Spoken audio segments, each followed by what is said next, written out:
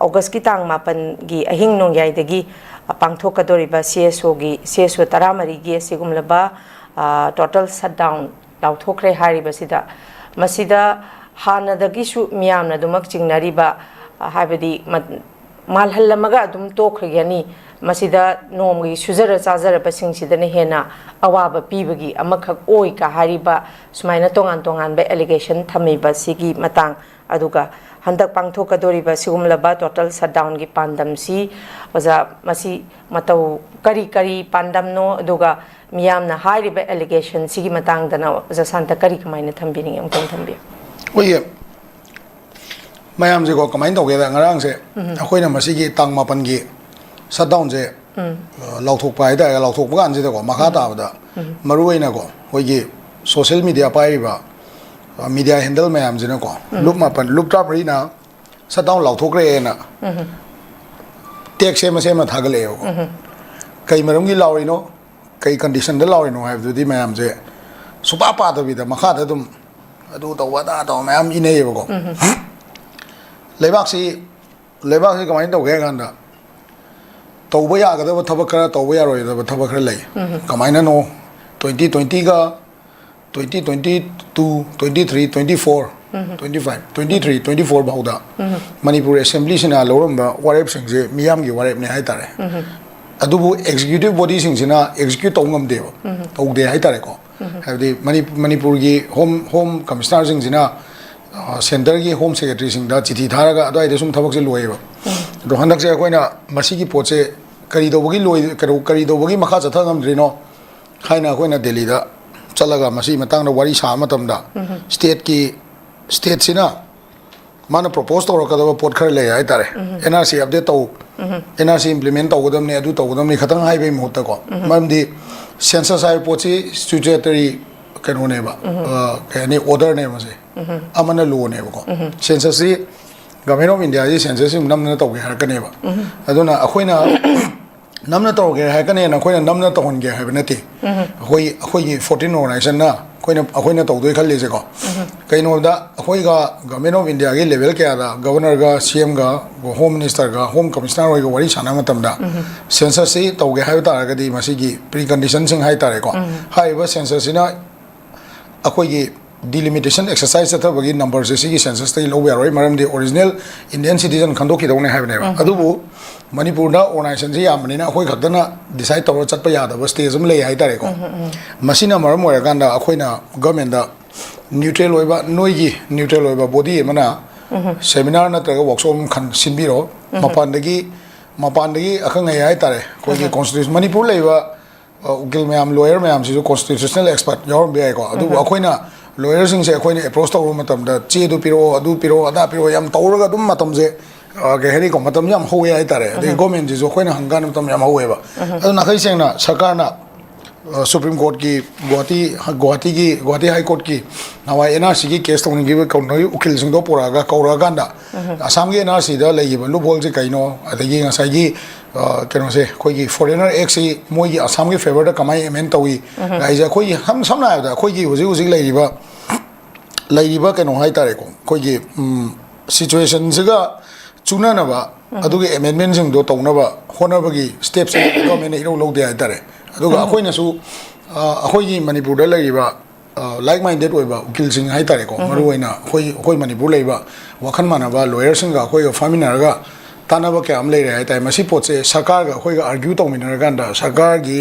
government गा state की CSO Singh गा कमिटी एम सेमम चंगेबको पुन्ना परसू तौमिननबा दिल्ली दा नत्रगदी सरकार गी अखोइना लांगे ना हायगा याना चे में इथोगांदा सागी अदु इथोप लोयगांदा होम सेक्रेटरी दा मु चिठी थारगा सुम लोइसन ग्रनेबा अदुना मरम ओयगादा प्रजा अवाबा मा अमुक मायोना दुने दि तोगान तोगानबा एंगल दगी डेमोक्रेटिक एजिटेशन लाकनागनी दगी बन लाकनी ब्लॉकेट लाकनी है ताइको ngarang gi अखोइ लाउथोइबे पोचे सरकार गा अखोइ वारी सानागिबा मतुंगिना गवर्नमेंट की होम डिपार्टमेंट ना अखोइ दा हाइबसे अगस्त की अहान हफ्ता दा masigi seminar se sin gen hai bane ba do ngarang bauda august ki tang ani ni ngarang bauda notification ama bau thok tri ba moi je oi moi manung da process tung se chatna pan kai thok na ba ko tana de planning le ram badi ai adu matam do yam te le hai tare ko koi hoji ngasi tang hum ni mari manga taruk tare nipan ko tang tare nipan tang tare se de moi na khoi de matam tharak pa hafta ma se loi ram ne ba aduna maram moiraga tang nipan bhogi manung da kai gum ma khoi na hai ba seminar natra workshop se khoi khakta ka pham ga dam na te manipur da lei ba tribal gi maitai gi valley gi adugi adai CSO mai leno myam se loina ma kauraga moina explain tawraga na akhoi apam basi moida taksan ba ya bagi government of India taksan ba ya bagi mawong ama moina puthokpa ngam da ta di date 9 dagi akhoi na total shutdown tawgani na haibane hai ba posi seminar se sillaga di edum seminar do sil nate seminar do sin bata ga di outcome am lakne ba adugi outcome du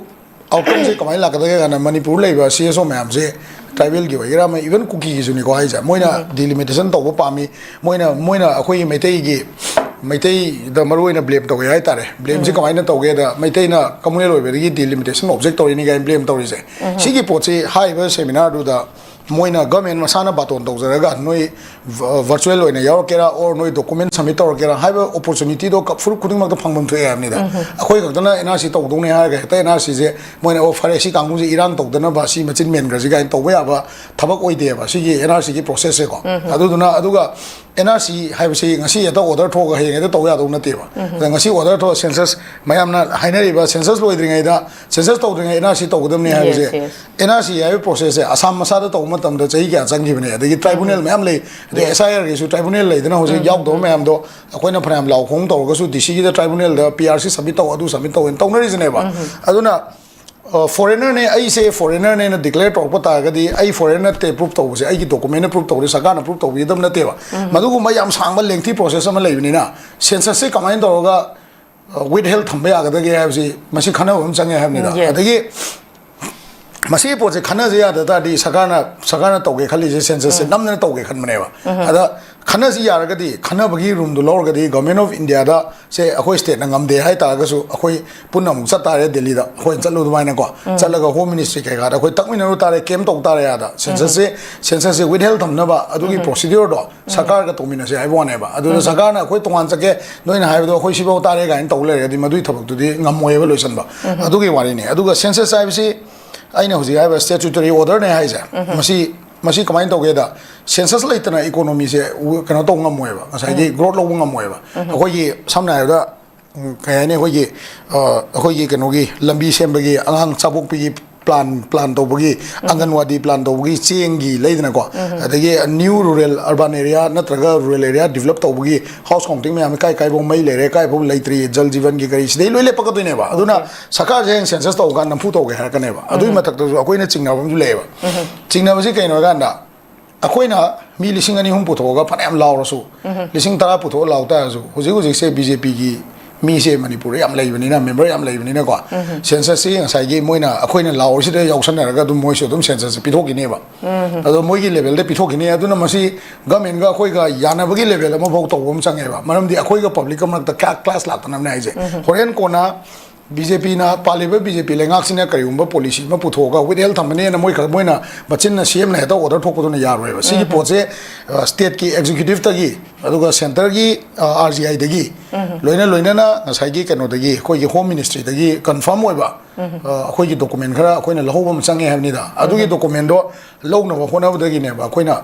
sai gi sakar ga khoi ga punna manipur lei ba se so mayam je loi baton to biro ga gi su to biro kuki gi su to biro pangan gi to biro ko khoi mite gi su to ro aduga phammaga akhoi moi gi akhang ai myam do pujara ni adu akhoi argue to na se aduga finally that akhoi na workshop se loisalak da committee ma frame to we are yeng se committee se frame to matam na daka le mi sing do lo yang hol laga masi gi census with health tam je kamai to thamni pre condition je khoi foreigner have the original Indian na taba sing se khandok pa se kamai khandok kan have je masi gi matang da kai gumba that 8 form manung da loisan mangam da ta di moina thar ko do hata mane ko 8 form manung da loisan da di 9 de ge koina moina adu gi thabak process ai kai no di 17 dai di moi house counting ho ge har ne asam na nga de ho gram ne aduna yam luba condition ne ba akoina irang to khak tana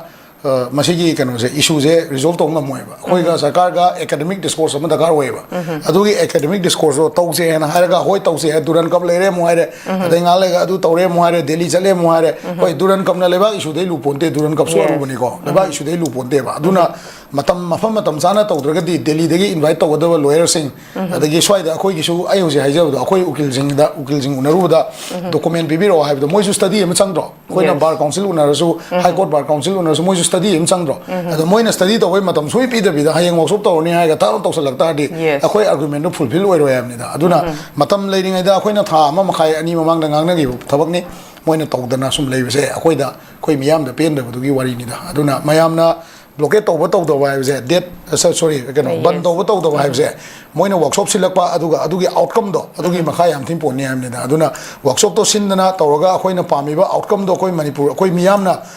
NRCCꯒꯤ ꯃꯃꯥꯡꯗ pre ꯀꯟꯗꯤꯁꯟꯁꯤꯡꯁꯦ set ꯇꯧꯕ ꯗꯦꯜꯂꯤꯗ ꯄꯔꯁꯨ ꯇꯧꯃꯤꯟꯅꯕ ꯑꯗꯨꯗ ꯇꯥꯕ ꯇꯥꯔꯒꯗꯤ ꯍꯣꯏ ꯃꯇꯝ ꯈꯔ ꯑꯩꯈꯣꯏ ꯌꯩꯊꯣꯛꯑ ꯊꯝꯕ ꯌꯥꯏ ꯑꯗꯨ ꯅꯠꯇ ꯇꯥꯔꯗꯤ ꯃꯁꯤ ꯀꯟꯇꯤꯅ꯭ꯌꯨ ꯇꯧꯒꯅꯤꯅ ꯑꯩꯈꯣꯏꯅ ꯒꯣꯔꯃꯦꯟꯗ ꯀꯩꯅꯣꯝ ꯇꯧꯕꯩ ꯋꯥꯅꯤ ꯃꯣꯏꯗ ꯏꯟꯐꯣꯔꯝ ꯇꯧꯕꯩ ꯋꯥꯔꯤ ꯈꯛꯇꯅꯤꯗ ꯌꯥꯝ ꯊꯥꯒꯠꯆꯔꯤ